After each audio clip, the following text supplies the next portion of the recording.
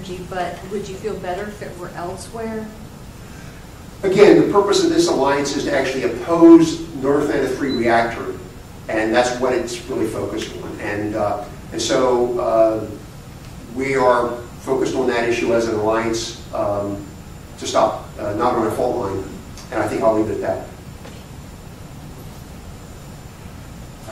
Any other questions? I will say this. I will say the Sierra Club is opposed to nuclear power for many of the reasons that Scott Berger alluded to. Obviously, the issue of waste is a serious problem. The issue of safety.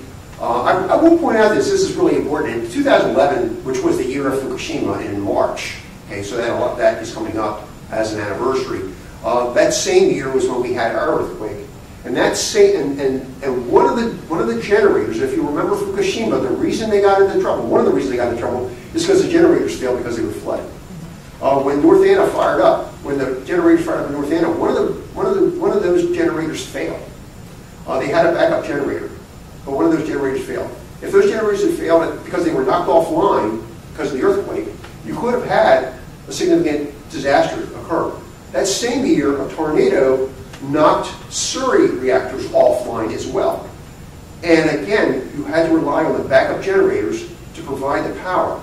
Now, when you've got a situation where you're relying on backup power which could fail, or may basically run out of time, you have to question the safety of nuclear power, particularly in light of what happened in Fukushima in 2011 and what happened here in Virginia with regard to the North Anna plant as a result of an earthquake and the Surrey plant as a result of a tornado knocking that plant offline.